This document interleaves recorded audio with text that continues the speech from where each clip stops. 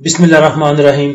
KSE 100 index ने आज जो अपना हाई बनाया वो 46,503 का था, जिधर इंडेक्स ने तकरीबन 110 पॉइंट गेन किए थे। और जो इंडेक्स ने अपना लो बनाया वो 46,258 का था, जिधर इंडेक्स ने तकरीबन 135 पॉइंट लूज किए थे। और जो इंडेक्स की क्लोजिंग है वो 46,277 पर है, जिधर इंडेक्स ने तकरीबन 116 पॉइंट जो है लूज किए हैं। ओवरऑल वॉल्यूम की बात की जाए तो 95 मिलियन के वॉल्यूम ट्रेड हुए हैं आज इंडेक्स में, कल 89 मिलियन के वॉल्यूम थे। तो आज देखा जाए तो कल से कदरे बेहतर है वॉल्यूम। वैसे नॉर्मली जो 95 मिलियन के वॉल्यूम है ये कम ही समझे जाते हैं। जिन दिनों में IMF की जो न्यूज आई थी तो तब 200 मिलियन 250 मिलियन तक के वॉल्यूम जाते थे। तो अगर उधर कंपेयर करें उस टाइम के साथ तो फिर तो ये वॉल्यूम बहुत कम है। लेकिन जैसे अभी सिनेरियो चल रहा है, रिसेंट ये एक हफ्ता देख लें, पीछे 2 हफ्ते देख लें, 2-3 हफ्ते की जो सेशन थे, फिर जो इंडेक्स की रेंज बाउंड सिचुएशन थी, जो डल सिचुएशन थी, नीचे 40 मिलियन की और 45 मिलियन के वॉल्यूम ट्रेड होते थे। अगर उससे कंपेयर करके देखा जाए तो 95 मिलियन को आप जो है वो ठीक कह सकते हैं। वैसे ये 95 मिलियन के वॉल्यूम ठीक नहीं समझे जाते। और अगर इंडेक्स की क्लोजिंग को देखें तो इंडेक्स अभी भी जो अपने वो पॉजिटिव ट्रेंड में मूव कर रहा है। जब 46,200 से नीचे जाएगा तो फिर उसका जो है वो नेगेटिव ट्रेंड स्टार्ट होगा इंडेक्स का। तो ये ब्रिंजर बैंड में अगर देखें आप तो जो मिडिल वाली लाइन थी, ये येलो वाली, ये पहले थी ऊपर तकरीबन 46,200 पर थी, अभी ये आ गई है 45,821 पर। तो आपका जो इंडेक्स अभी ऊपर वाली कैंडल देखें, जो रेड कैंडल आज की और कल की बनी है, तो ये अभी इससे बहुत ऊपर है। बस आपने घबराना नहीं है। जितनी देर तक आपका इंडेक्स येलो लाइन से ऊपर मूव करता है तो मेरे ख्याल से आपको घबराने की जरूरत नहीं होती देर तक। बाकी कुछ स्टॉक की मूविंग की बात करते हैं आगे। पहले फिबलिपी देखते हैं। तो फिबलिपी में बैंक्स ने आज सेलिंग की 1.80 मिलियन की, तकरीबन 1.25 मिलियन की, 2 मिलियन की सेलिंग की आज बैंक्स ने। ब्रोकर ने आज सेलिंग की 0.36 मिलियन की। कंपनीज ने आज बाइंग की 1.37 मिलियन की। फॉरेन कॉर्पोरेट्स ने आज सेलिंग की 0.53 मिलियन की। फॉरेन इंडिविजुअल ने बाइंग की 0.13 मिलियन की। इंडिविजुअल्स ने बाइंग की 0.63 मिलियन की। इंश्योरेंस कंपनीज ने सेलिंग की 0.16 मिलियन की। म्यूचुअल फंड ने आज बाइंग की 0.69 मिलियन की। MBFC ने बाइंग ने सेलिंग, अदर ऑर्गेनाइजेशन ने सेलिंग की 0.21 मिलियन की। ओवरसीज पाकिस्तानी ने बाइंग की 0.24 मिलियन की। तो आज का सबसे बड़ा जो बायर है वो कंपनीज है 1.37 मिलियन के साथ, और उसके बाद म्यूचुअल फंड है और उसके बाद इंडिविजुअल्स। तो मेन 2 बड़े बायर हैं आपके पास आज, कंपनीज और म्यूचुअल फंड। वैसे म्यूचुअल फंड यूजुअली जो है वो सेलिंग करता है, लेकिन अभी म्यूचुअल फंड जो है वो बाइंग पे है। नीचे जाके देखते हैं कि उन्होंने किस चीज में बाइंग की। कंपनीज को देखें तो ऑल अदर सेक्टर में कंपनीज की बाइंग है 0.77 मिलियन की। सीमेंट में सेलिंग है 0.02 मिलियन की। कमर्शियल बैंक्स में सेलिंग है 0.40 मिलियन की। फर्टिलाइजर में ना बाइंग ना selling. Food and personal care में 0.01 की buying. Oil and gas exploration companies में कंपनीज ने बाय किया 0.07 मिलियन का। Oil and gas marketing companies को बेचा 0.03 मिलियन का। पावर जनरेशन में बाइंग की 0.26 मिलियन की। टेक्नोलॉजी में बाइंग की 0.85 मिलियन की। टेक्सटाइल में सेलिंग की 0.13 मिलियन की। तो कंपनीज ने सबसे ज्यादा जो बाइंग की है वो टेक्नोलॉजी सेक्टर में की है, उसके बाद ऑल अदर सेक्टर में बाइंग की है इन्होंने, और उसके बाद पावर जनरेशन में। टेक्नोलॉजी 1 नंबर पे, ऑल अदर सेक्टर 2 नंबर पे, और उसके बाद पावर जनरेशन। उसके बाद म्यूचुअल फंड की बाइंग सबसे ज्यादा है। तो म्यूचुअल फंड में देखें तो ऑल अदर सेक्टर में सेलिंग की 0.04 मिलियन की। सीमेंट में बाइंग की 0.07 मिलियन की। कमर्शियल बैंक्स को सेल किया 0.02 मिलियन का। डेट मार्केट में 0.68 मिलियन की बाइंग है म्यूचुअल फंड की। फर्टिलाइजर में 0.02 मिलियन की सेलिंग की। फूड एंड पर्सनल केयर में 0.01 मिलियन की selling. Oil and gas exploration company में 0.08 मिलियन की buying. Oil and gas marketing companies में 0.01 मिलियन की बाइंग। पावर जनरेशन में 0.01 मिलियन की बाइंग। टेक्नोलॉजी में 0.05 मिलियन की सेलिंग, और टेक्सटाइल में 0.02 मिलियन की सेलिंग। तो म्यूचुअल फंड की सबसे ज्यादा जो बाइंग है वो डेट मार्केट में है। तो उसके बाद इंडिविजुअल्स का नंबर था बाइंग में। तो इंडिविजुअल ने और अदर सेक्टर में बाइंग की 0.32 मिलियन की। सीमेंट में बाइंग की 0.08 मिलियन की। फर्टिलाइजर में बाइंग की 0.14 मिलियन की। फूड एंड पर्सनल केयर में बाइंग की 0.03 मिलियन की। Oil and gas exploration companies में बाइंग की 0.12 मिलियन की। Oil and gas marketing companies को बाय किया 0.14 मिलियन का। पावर जनरेशन में सेलिंग की 0.16 मिलियन की। टेक्नोलॉजी में बाइंग की 0.04 मिलियन की, और टेक्सटाइल को बाय किया 0.04 मिलियन का। उसके बाद फॉरेन इन्वेस्टर की बात करें तो फॉरेन इन्वेस्टर की जो बाइंग है वो 2 में ज्यादा है। 2 सेक्टर में, एक कमर्शियल बैंक्स में और दूसरा टेक्सटाइल में। अगर सेक्टर वाइज बात करें तो ऑल अदर सेक्टर में जो बाइंग है वो देखें, कंपनीज की बाइंग है 0.77 मिलियन की। और इंडिविजुअल्स की बाइंग है 0.32 मिलियन की। ऑल अदर सेक्टर के बाद कमर्शियल बैंक्स में बाइंग सबसे ज्यादा है। फॉरेन इन्वेस्टर ने इसमें बाइंग की है 0.50 मिलियन की, 500 मिलियन की बाइंग की है कमर्शियल बैंक्स में फॉरेन इन्वेस्टर ने, और उसके बाद बैंक्स ने इसमें बाइंग की है 0.07 मिलियन की। नॉर्मली हम देखें जिसमें हमारी बाइंग सेलिंग होती है तो ऑल अदर सेक्टर में एक बाइंग है और उसके बाद कमर्शियल बैंक्स में बाइंग है। ग्राफ में देखें तो सुबह के टाइम इंडेक्स जो है ऊपर की मूव लेता है, उसके बाद लास्ट टाइम में आपका ग्राफ जो है नीचे है।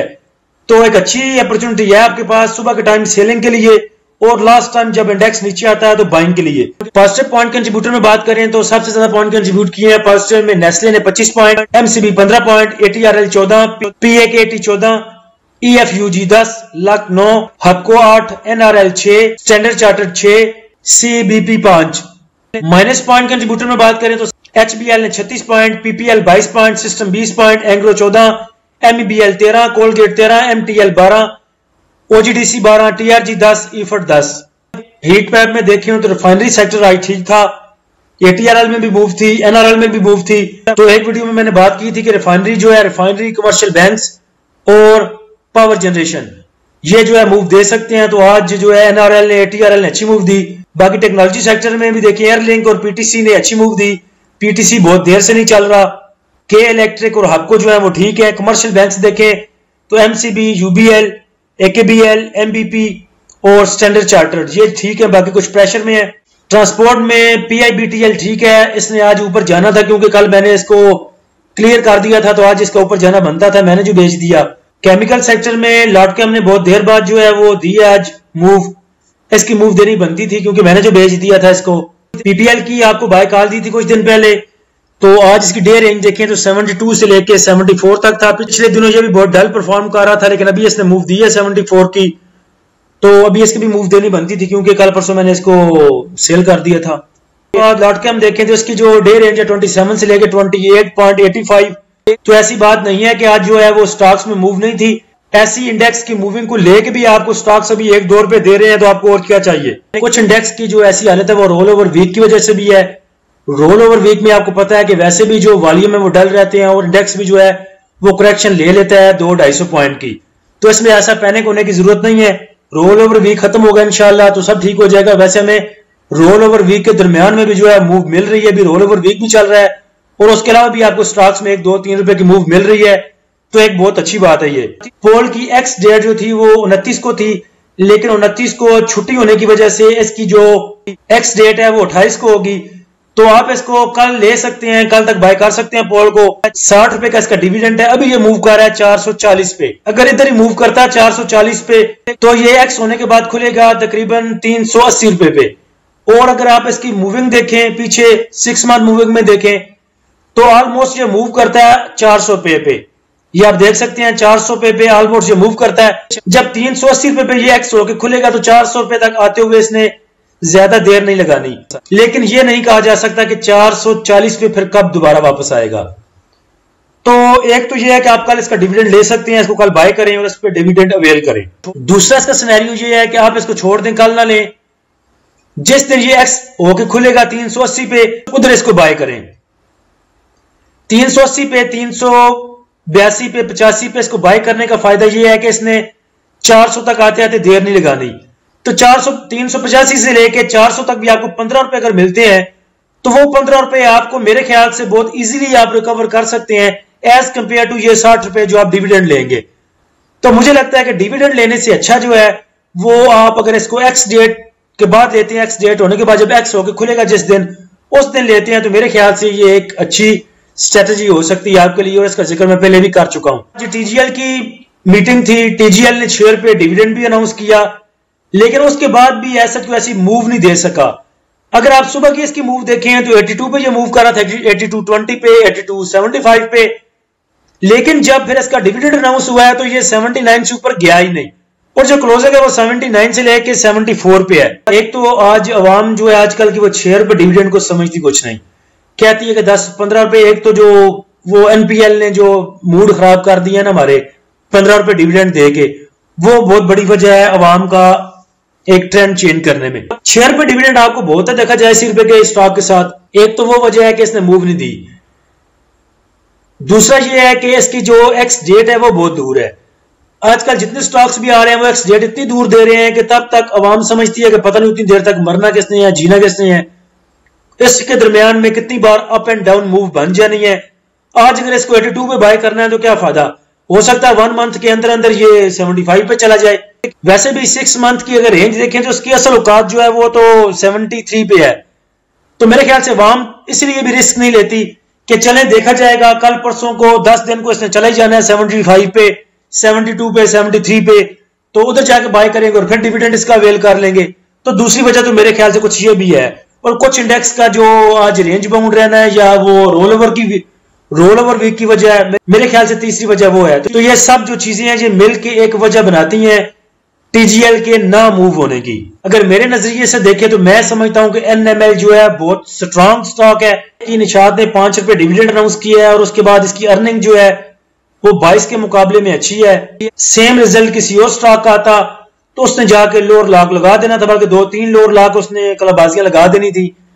तो आप एनएमएल को बहुत अच्छा स्टॉक समझे कि ऐसी अनाउंसमेंट करने के बाद भी इसने सिर्फ करेक्शन ली है 2 रुपए की, क्योंकि सुबह यह मूव कर रहा था 62 पे और जो क्लोजिंग दी है इसने वो 60.39 पे दी है। तो मेरे ख्याल से बहुत अच्छा स्टॉक है ये। एक 52 वीक लो की बात करें तो आज तो नेस्ले भी आ गया जी पहले नंबर पे 52 वीक लो में। सबसे पहले नेस्ले है, उसके बाद जीएसकेसीएच है, उसके बाद ICI, Efert, IGIHL, EPCL, Byco, FFC, GATI, Abbott, SPWL, APRL, TRG, Searle, Glaxo, NCL, Engro, Mari, JL, ICL, DCR, GH, GL, FCCL, GATM, BNWM, EFUG. Top active stocks की बात करें तो पीआईए में सबसे ज्यादा आज वॉल्यूम है 40 मिलियन के, उसके बाद डब्ल्यूटीएल में वॉल्यूम है 26 मिलियन के इलेक्ट्रिक में 11 मिलियन के, एफएफएल में 10 मिलियन के, सिनर्जी, उसके बाद पीआरएल, उसके बाद हास्कोल, यूनिटी, टीपीएलपी और टीआरजी, इनमें आज जो है वॉल्यूम थे। और इंशाल्लाह उम्मीद लग रही है कि कल भी जो है वो वॉल्यूम ट्रेड होंगे, लेकिन कुछ रेंज बाउंड सिचुएशन रह सकती है रोल ओवर वीक की वजह से। हमें मूव मिल रही है डे ट्रेडिंग के लिए, हम बाई भी कर रहे हैं और सेल भी कर रहे हैं, तो मेरे ख्याल से हमारे लिए ठीक है जैसा इंडेक्स मूव कर रहा है। बाकी आप नजर रखें रिफाइनरी सेक्टर पे और कमर्शियल बैंक्स पे और पावर जनरेशन पे। बाकी बातें कल इंशाल्लाह फिर जो भी न्यू डेवलपमेंट्स होंगी साथ साथ ग्रुप में शेयर होंगी। अल्लाह हम सबका हामी नासिर हो। इजाजत दीजिए, अल्लाह हाफिज।